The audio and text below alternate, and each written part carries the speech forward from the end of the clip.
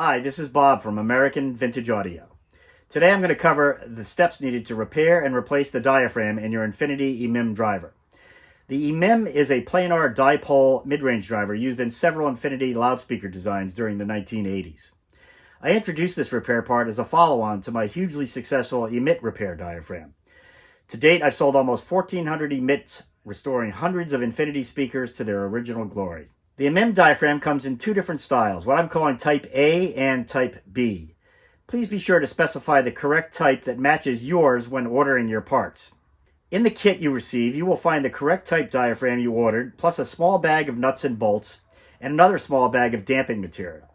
The bolts are used to disassemble and reassemble the EMIM driver, while preventing opposing magnets from slamming into each other and potentially damaging the new diaphragm.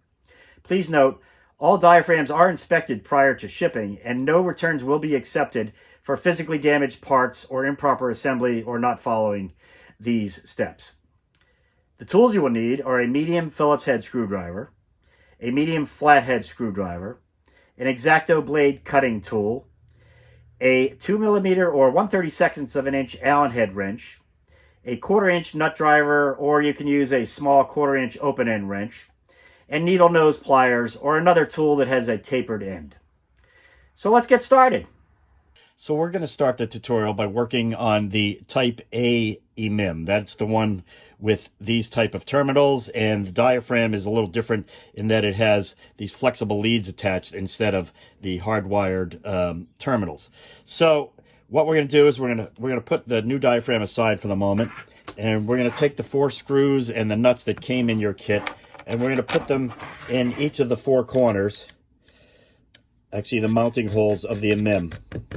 So these screws are used to keep the 2 halves of the shell aligned while you're disassembling and assembling the part, and this will keep the diaphragm from getting damaged by the opposing magnets slamming into each other, which you know that force can be pretty strong.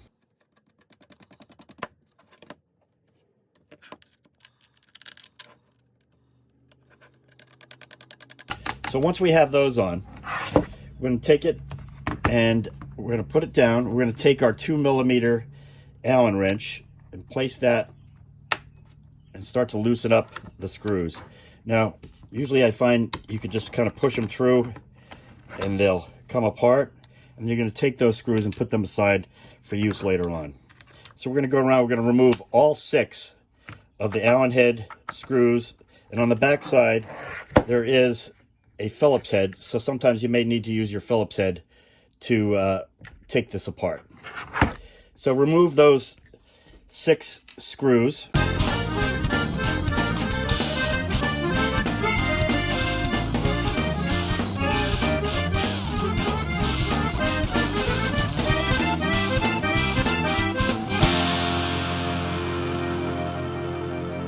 So now that we have all the main screws that hold the 2 halves of the shell together taken out, we're going to slowly back these 4 screws or nuts off of the screws just until they get to about the end. Now what this does is this keeps the 2 diaphragms aligned and keeps them from slamming into each other and potentially doing damage, as I mentioned earlier.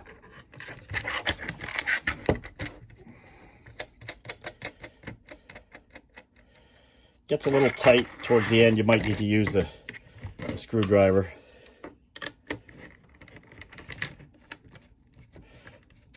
So once I get these all loosened,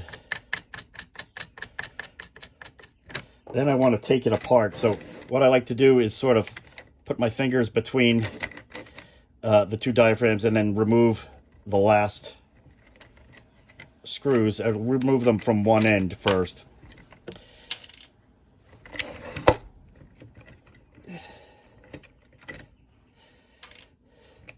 And this will keep the 2 halves apart. As you can see, there's no slamming together of the magnets because they're far enough apart that they don't influence each other anymore. And then you just remove the last 2 screws. Now, some people have tried doing this with a bed of nails. I tried that and I really didn't like it because I found it very difficult to get the screwdriver and the Allen wrench on each side of the diaphragm.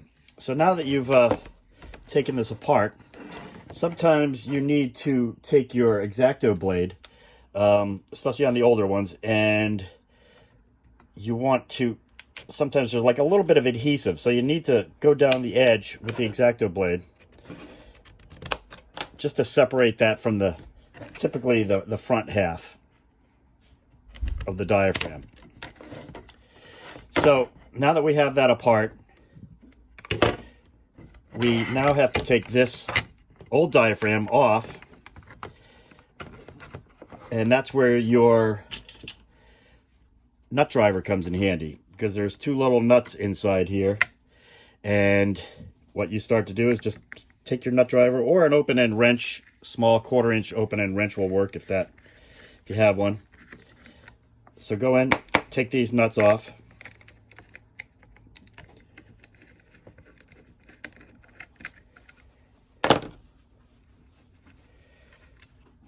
and then remove the two terminals. A lot of times the screws and the terminals from the other side will fall off. So now you have your old diaphragm removed, and you can put that aside. So as you see on the back side, you have your two terminals that are held on by screws. Now these will be reused, so we're just going to take, for now, while that one's still attached, we're going to start to put the new diaphragm on. And by that is you just simply move this up into place, and you connect the little terminal here to the screw. Reuse the old nut that was there before, and use your nut driver to just snug it tight. You don't want to really tighten it up just yet. Then you want to get the other one in.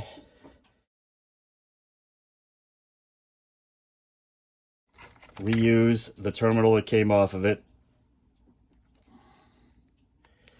Put that on here. You might have to hold that in place with your finger from the back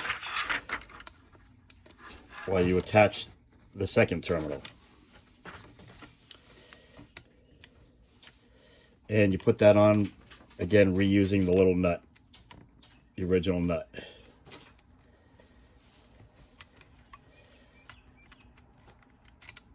And have a little difficulty there, but small parts. So I got that started again with the nut driver. And if you don't have a nut driver, you can use a small open-end wrench, as I mentioned earlier. So the trick here, when you're doing this, the wires need to be oriented so there's no interference when you close the shell.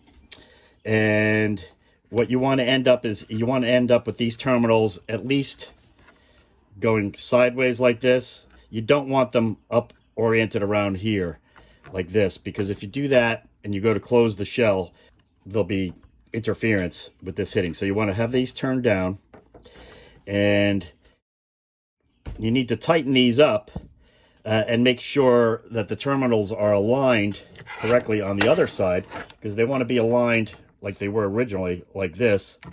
So what I recommend for this is to take your nut driver in your right hand and a flathead screwdriver in your left. Put the flathead screwdriver on the terminal in the back, and put your nut driver on the inner side. And then you're going to tighten.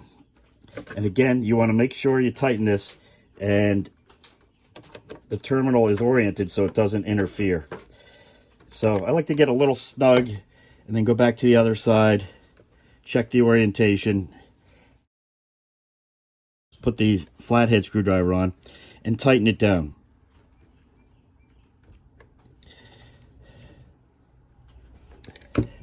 And you want to do that to both. So I'm going to do that to the other side as well, to this side.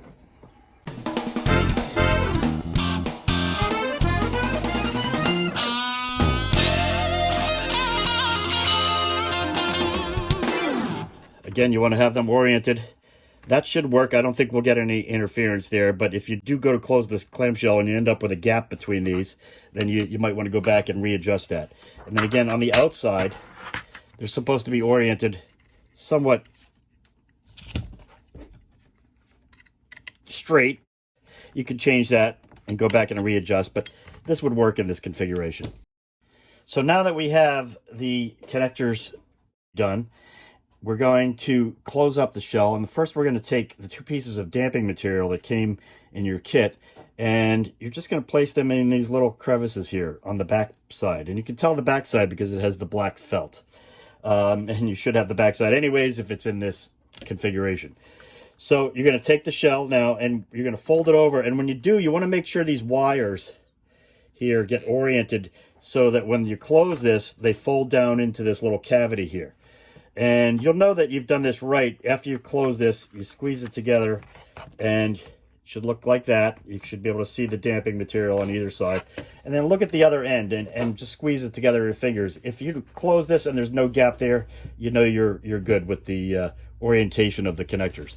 So now we're going to take the front half of the shell and we're going to reassemble this, reversing the process using the 4 screws that were supplied in your kit. So one of the easiest ways to do this, and you may want to check your front first and make sure none of this felt or plastic insulating tape is peeling. If it is, I would replace it. In this case, for the plastic material, you can use just cellophane tape. Actually, it's just an insulator to make sure that nothing shorts against the magnets. That's what's underneath these, is the magnets. So, and the felt, if the felt is lifting, you can use some glue to just adhere it back down. So we're going to take this, again, reverse the process. We're going to keep them separate. Notice the gap here. That's so the magnetics are not close enough to interfere with each other and cause it to slam together. Now, I usually like to go from the front to back with the screws. So I'm going to go through here. I'm going to put my 4 screws in. And again, I'm putting these in the outer 4 holes, keeping this apart so the magnetic forces don't interfere.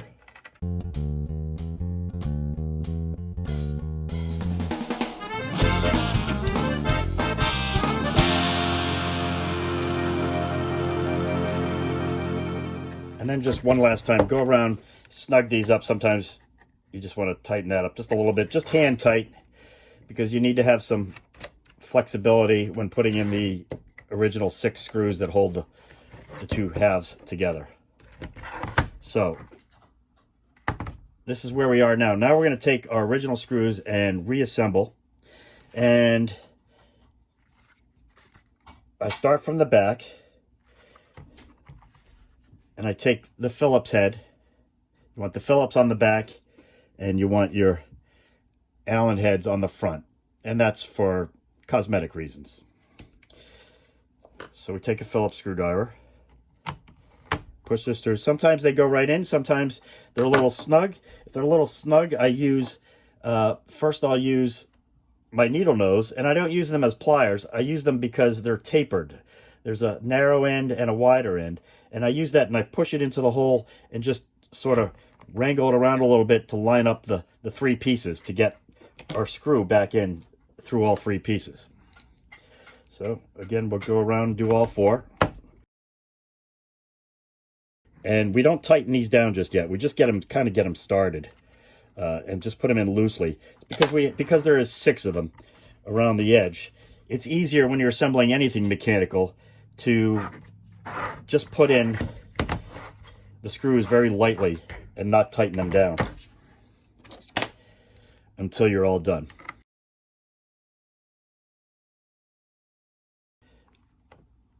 So that one's a little tight, so I'm going to use my needle nose. I'm going to try and straighten that out. And you know what? Sometimes you need to take a little bit, you need to trim just the edge, and that's what I use the X-Acto blade for. I'll go around and I'll just trim the edge of the diaphragm a little bit to open up that hole enough to get the screw in. the tolerances on these are very tight. So I got that one in. I'll go back. We'll put our Allen screw in.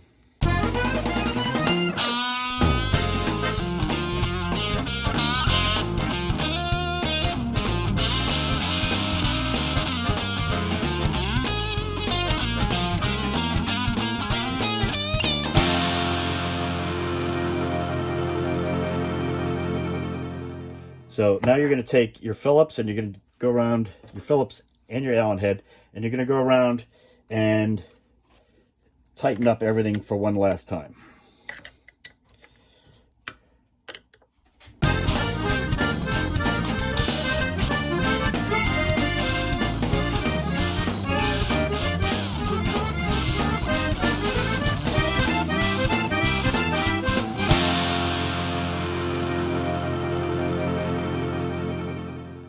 And don't over tighten these, they just need to be snug. At that point, you just want to check your edges, make sure there's no gaps, big gaps.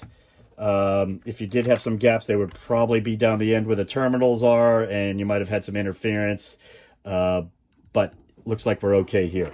So at this point, we're simply going to take all the screws out.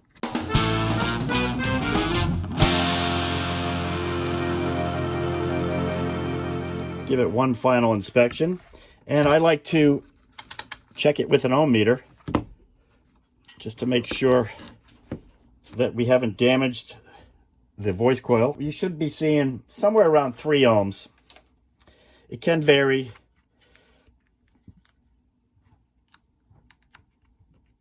but you're typically going to see, and look, we have 3.2 ohms here. So anywhere in the range from about 2.7 ohms up to 2.7, 2.8, up to about 3.8 is acceptable. But most of them run right in the 3 ohm range. So you're done. Okay, now we're going to work on the diaphragm that has the built-in terminals. As you can see, the terminals are attached right to the frame of the diaphragm. And in this case, they protrude through the rear panel of the EMIM. So we're just going to put this aside for now, and we're going to set up the EMIM so we can take it apart.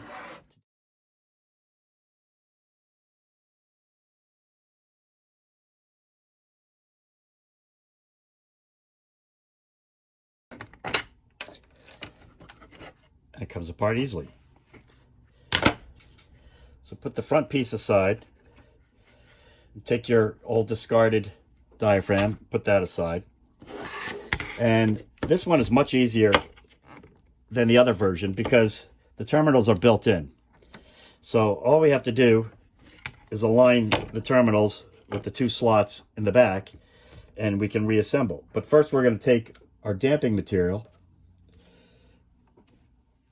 and we're going to place it in the slots on either side of the back panel. So this damping material is just used to get rid of some resonances that were present in these and in the originals as well. So now that we have the damping material there, and you know this is the back because it has the flat black felt here, and you have the 2 slots. So we're going to take the new diaphragm and we're going to insert it here. We're going to just sort of line it up till we get the connectors in the slots. And then we're going to squeeze it together with our hands. What you want to do at this point is turn it up on its end and just, hand squeeze it together and just make sure there's no big gap here where the slots are. There shouldn't be in this situation.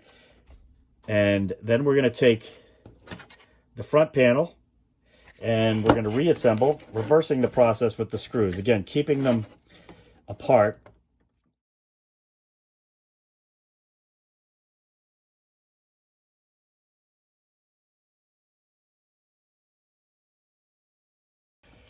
And the one final thing I like to check, if you have one, it's always good to recheck the DC resistance to make sure it's still good. So I'm going to get my handy multimeter out, set it to low ohms, and we should be looking for a reading of about 3 ohms here. I'm going to put that on my 2 terminals, and what do we got? We got 3.4 ohms on this one. 3.3, 3.4 ohms. Now, you should get a measurement somewhere between 2.7, 2.8 to 3.8. That's an acceptable range for the DC resistance on these. And with that, we're done. You can take your new EMIM driver and install it in your speakers and enjoy. Thank you for watching.